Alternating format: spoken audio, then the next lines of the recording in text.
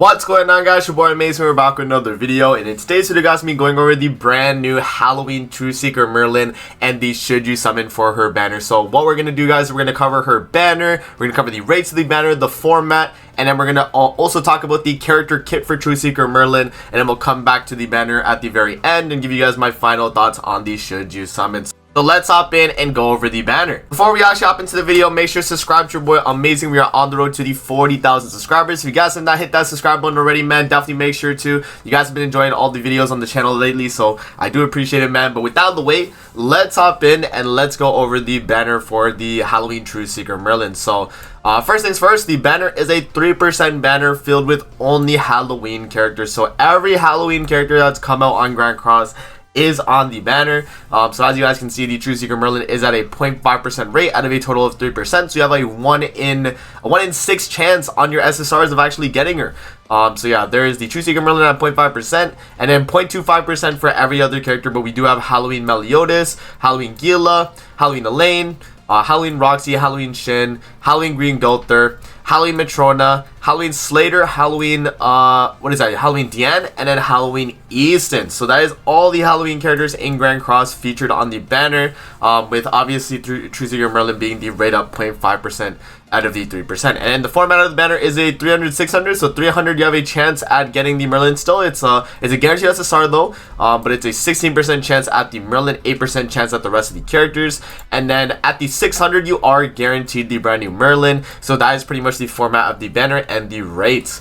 So now that we got that out of the way, let's actually hop into GC Database and look over the Merlin's kit to let you guys know what she's able to do. Alright guys, so shout out to GC Database. GC Database actually did update the page, and we actually have the brand new Merlin, so we can actually cover her on here. So this is the Snow Witch True Seeker Merlin. So for her skills here, she's going to have her first skill being Pierce Rate Single Target, so inflicts Pierce Rate times 3 damage, or times 3 Pierce Rate increase, and it goes from 200, 300, 500% of attack.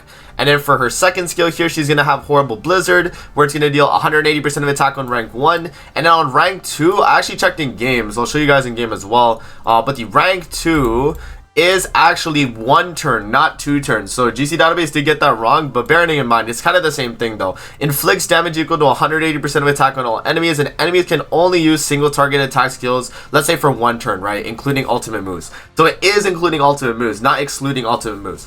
And then inflicts damage equal to 270% of attack on all enemies, and enemies can only use single target attack skills for 2 turns, including ultimate moves as well. And then for the ultimate, it's going to be the same as the other True Seeker Merlin, so decrease HP related stats, and then by 30% for 2 turns, and then deal damage. So you guys can see it's 600%, and then the debuff lasts for 3 turns at 6 out of 6 as well. Moving into her passive though, probably the most important thing of her kit. So for every unknown race in battle, increase unknown allies basic stats by 5% and the hero's pierce rate by 20%. At the start of the allies turn, if all allies in the battle are unknown, for 1 turn only, rank up all the hero's skills and increase the hero's pierce rate by 80% for 2 turns. So it's a pretty good passive, honestly, but in practice it's not as crazy. Yo, Java, relax. It's not as crazy, bro. Like it's from what I've seen at least, and from Davo talking to me about it, she doesn't feel as crazy as she is in PvP, but I do have ideas for like her uses and how well she could be used in other content. Yeah. And then moving on, her Holy Relic, guys. So for her Holy Relic, it decreases all the enemies max HP by the value of 100% of the hero's attack. So it's not like a crazy Holy Relic, but it definitely does help and is can be useful, right? So yeah, man, that's pretty much the kit for the Merlin, guys. Let's actually move back now to the Grand Cross game, and I'll give you guys my final thoughts on the should you summon. Alright guys, now should you be summoning on the brand new True Seeker Merlin? In my opinion, she is the easiest skip we've had in a while. So she is a skip, and the reason why is because Merlin isn't really doing too much, and the banner itself is, you know, considering it's all filled with Halloween units, they're all seasonals, it is a good banner in that sense. But the thing is, right, that you got to take into account is we have a collab at the end of the month, we have November Festival at the end of the November, and then we have December Festival end of year at the end of the year. So, you know, there's a lot of things coming out soon, guys, and you want to make sure you're saving your gems for those things, considering how good you know, those banners are going to be, right? And especially if you want to summon on the collab and the 2 festivals at the end of the year, you have to save gems. You can't be summoning on banners like this. Now, one thing I will mention though is that you do get a free multi from the actual special missions, so you can still try your luck on the Merlin banner if you really want to pull for her. So just do that one multi and then wrap it up there. I wouldn't do anything more than the free multi. That's why you guys can see I'm at 30 out of the 600 because I did the free multi. But yeah, no, like just do your free multi, call it at that. And another thing too is like you guys might say like, oh, amazing, is the Merlin really good for like Heroes Arena? And yeah, she is great for Heroes Arena because she's giving 20% basic stats, and because she's a boost unit right now, she's 20% all stats as well. So she definitely can be like a substitute for like Freyr on the unknown team for sure. So there is that, and honestly, she probably was made for Heroes Arena if you really think about it, right? Like think about her kit, right? She has the AoE that can seal AoE skills, right?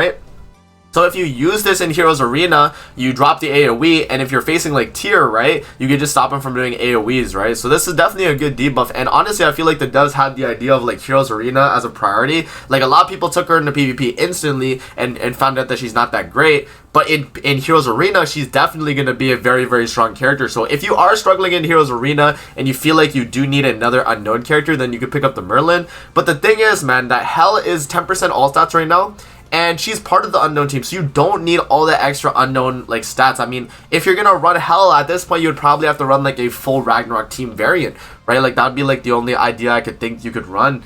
So yeah, other than that, I really have no other reason for you to pick up this Merlin, because you already be running Hell, and like you don't need all the extra stats, because I don't think they stack. I think you can only get 20% all stats at the most.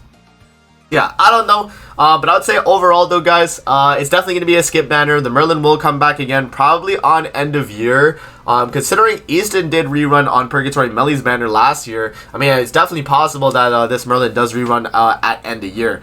So we'll definitely have to see about that. But like overall, she is a good character, but it's not going to be something that you need to have, right?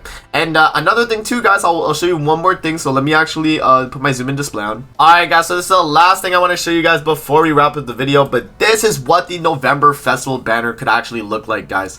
So if the banner is going to be looking something like this, right? Like let's say it's Chaos Arthur, and then we have Purgatory Melly, Transcendent Bond, Chad King, Ultimate Escanor, Mael. This is a must summon, guys. Like think about that, man. If before summoning on this Merlin, look at this banner and be like, would you rather summon on this or Merlin's banner?